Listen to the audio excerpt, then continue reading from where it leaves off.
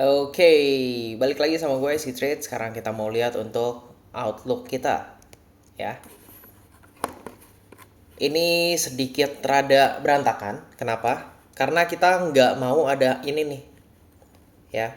Setelah kita udah dapet impuls pullback impuls lagi, kita di sini maunya dapat pullback yang sedikit. Habis itu kita mau lanjutin impuls. Kenapa? Karena kita mau supaya dia closingnya bagus, ya. Closingnya di bawah ini artinya dia nandain kalau misalnya ini kuat candlenya, weekly close-nya. Habis itu kita mau lanjut ke target kita di weekly. Tapi ternyata kalau misalnya kita lihat di sini, weekly close-nya nggak bagus, ya. Jadi ini jelek. Ini sweep pertama, ini sweep kedua. Jadi ada kemungkinan kita bakal jadinya naik. Incer yang mana? Incer yang ini. Ya, itu satu. Untuk diksi dolar index, tapi masih belum jelas. Soalnya kenapa? Karena kalau misalnya dilihat dari sini, kita dilihat aja. Ya, kita udah pertama kali dapat sweep, terus ini dapat sweep lagi, nggak ada kontinuasi. Kalau misalnya kita dapat 4 jam fair value gap naik lagi, itu akan lebih enak buat kita incer atas ini, ya.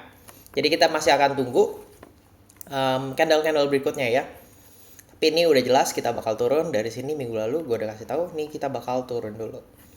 Ya, ini kita masih di daerah 50-50. Kenapa? Karena kita masih di dalam range-nya yang ini. Ya. Terus kalau misalnya balik lagi lihat weekly. Sebenarnya udah bagus banget buat lanjut turun. Kenapa? Karena ini adalah sweep habis itu turun. Tapi ini permasalahannya adalah dia nggak sanggup turun lebih jauh, ya. Dia malah sweep lagi di sini candle sebelumnya. Oke. Kalau dari gua, ya, bulanan gue pengen banget supaya dia lanjut turun masuk ke weekly target kita. Habis itu yearly liquidity langsung naik ke atas, ya, yearly target. Tapi itu kemauan gue. Kita nggak bisa berpatokan dengan apa yang kita inginin. Kita patokinnya sama market kita. Market apa yang market kasih, ya ini up, dia turun, dia kelihatannya nggak sanggup buat ini. Ada kemungkinan kedua adalah apa? Kita ambil liquidity, ya, ambil liquidity, set. Nah, ini kan, ya, anggap seperti ini. Dia impuls. Ini impuls yang pertama nih, ya. Ini impuls. Impuls yang pertama buat apa? Dari yang ini. Fair value gap monthly kita. Dia bikin impuls pertama dan kita sebenarnya belum dapat koreksi sama sekali. Jadi antara dua, kalau misalnya kita dapat 4 jam fair value gap naik, kita mau incer ini. Atau yang kedua adalah kita dapat turunan fair value gap monthly, kita hubunginnya ke daily, ya. Jadi kalau kita dapat daily fair value gap turun, kita akan sangat enak untuk incer ini. Tapi sementara ini kita masih 50-50, jadi kita tunggu aja dulu. Ya, itu untuk dolar index kita udah jelas. Lanjut kita ke yang ini. Kita delete aja yang udah ada. Ya. Kita lihat dari weekly dulu. Ya, ini target pertama sudah diambil. Dan habis itu sebenarnya gue pengen target terus bawah ke bawah ke bawah ke bawah. Tapi kelihatannya targetnya cuma di sweep. Terus apa yang kita dapetin? Yang kita dapetin adalah pembalikan yang kuat. Ya, habis itu kita udah dapet liquidity di sini. Kelihatannya kita bakal ambil atas, ya. Kenapa? Karena ini hitungannya cuma sweep di time frame lebih besar, ya. Di weekly cuma sweep, apalagi di monthly harusnya nggak kelihatan, ya. Cuma sweep bawah punya si candle bulanan ini kemarin, ya. Jadi kita incernya apa? Kalau misalnya lihat bulanan, kita incernya adalah high dari candle ini. Oke, lanjut kita lihat di daily, ya. Ini kita udah dapat daily punya liquidity. Habis itu tinggal kita lanjut ke bulanan punya high seperti itu. 4 jam, ya, lihat, ya, 4 jam seperti ini. Dia turun pertama kali. Seperti apa? Gue butuh bantuan si kotak. Ya, pertama kali yang kelihatan besar adalah fair value gap yang ini. Fair value gap masuk pertama bagus. Habis itu dia bisa bikin high yang baru. Ini udah bagus banget. Tapi di sini kelihatannya kita nggak bisa bikin high yang baru, ya. Nggak ada fair value gap baru untuk follow up. Jadi ini adalah leg yang kurang bagus untuk kita masuk. Terus di sini kita dapat ini fair value gap buat nyerang balik atau apa namanya ya, buat mundur lah ke bawah. Ya, habis itu kita dapat sweep di sini, lanjut fair value gap lagi, dan ini adalah tempat yang paling enak untuk masuk. Mana sini. Ya, tapi sayang sekali ini adalah jam Asia. Jadi gua ngambil, habis itu turun, ambil semua liquidity-nya, masuk ke kemana? Order block yang ini.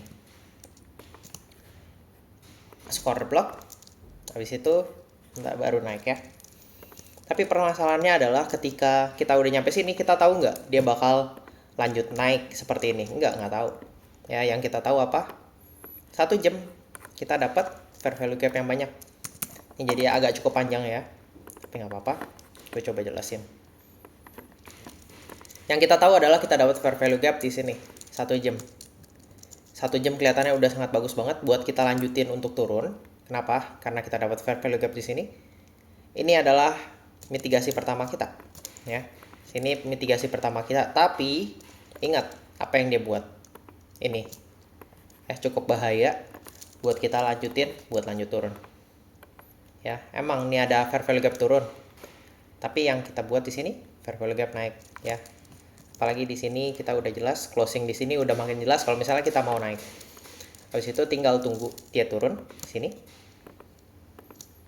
Habis itu baru kita incar atas.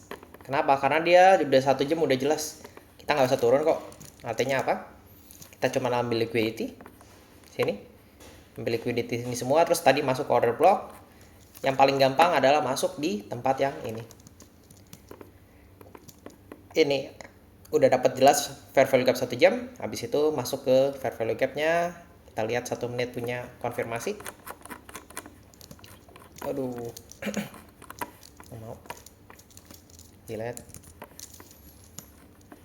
ya, itulah ya, 1 menit punya konfirmasi seperti ini. Fair value gap pertama kita dapat di mana? Sini fair value gap pertama masuk, dapat fair value gap kedua di sini kita bisa entry ya. Habis itu bisa masuk pas kita dapat fair value gapnya, yaitu pas di sini kita creating.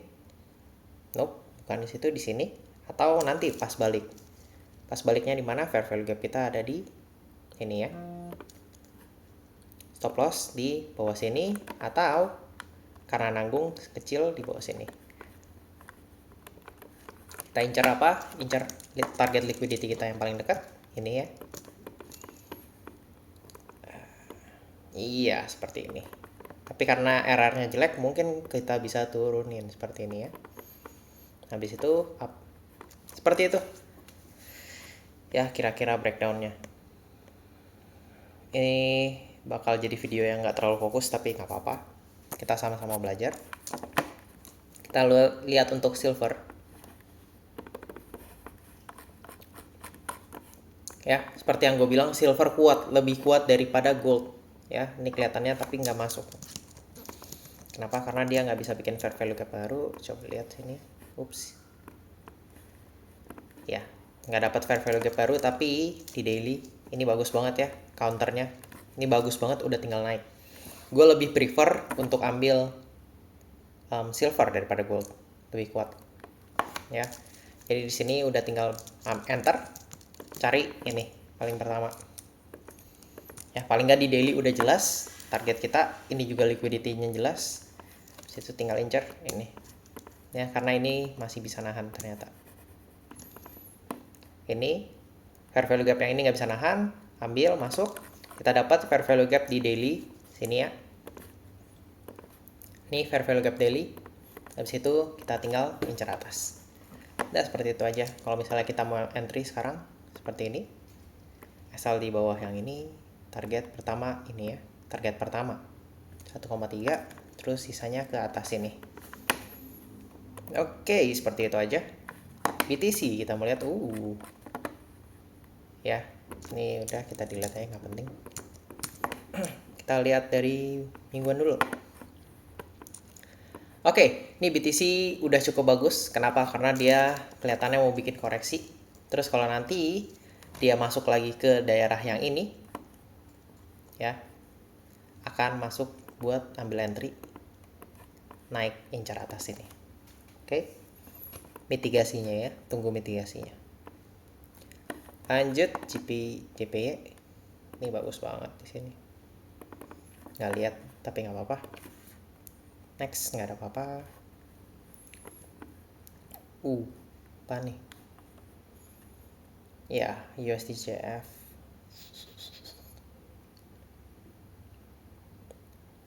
Kita lihat, iya semua sebenarnya udah masuk ke ini sih. Cuman ya ini balik, dalamnya dia supporting atau enggak? Kelihatannya enggak ya. Soalnya di sini udah bikin satu. Terus nanti kalau misalnya dapat 4 jam lagi untuk naik, kita bakal cari atas. Tapi kalau misalnya dia bisa dapat daily punya turunan, apa sih namanya, fair value gap bearish, kita akan bagus banget buat incer ini. Jadi ini masih tengah-tengah, biarin aja ya. Ini USD AUD yang gua ambil apa, EU ya, gua ambil ini. Sementara ini udah jalan 100, 1000 ya, antara itulah ya. Gua nggak gitu ngerti bahasanya. Ya, tapi lihat dari sini nih, juga udah nggak terlalu kuat sih. Kelihatannya bakal ambil turun. Ya, apalagi lihat ini, pelan banget dibandingkan dengan penurunannya. Coba kita lihat dari weekly. Nih, kita dilihat yang penting. Weekly, ini FVG pertama, udah monthly. Secara bulanan kita baru masuk ke sini sih. Ya ini masih daerah 50-50 ya. Jadi di sini aja gua akhirin untuk ininya, forecastnya. Ini juga bisa. Ya, ini masuk, incer ini harusnya.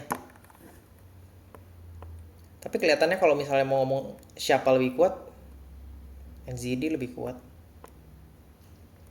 Lihat ya, lemah. GBP juga nggak terlalu kuat. NZD, lihat tuh, beda ya. Dia masuk fair value gap bulanan, habis itu dia bisa up. Kita lihat dalamnya. Dalamnya lebih kuat ya, jauh kelihatan. Sebenarnya kalau di sini kita bisa bagusnya adalah nunggu minggu depan. Kalau misalnya kita minggu depan adalah cuman bisa bikin doji candle, kita dapat fair value gap mingguan, sini udah enak banget buat incer ini. Tapi untuk NZD ya, yang lainnya enggak. Seperti itu. Iya. Kalau ada yang mau nanya silahkan di komentar. Kalau misalnya gue bisa, gue akan jawab. Kalau misalnya nggak bisa ya nggak apa-apa. Ya. Semua ada kesibukan masing-masing, tapi ya ini kesenangan gue.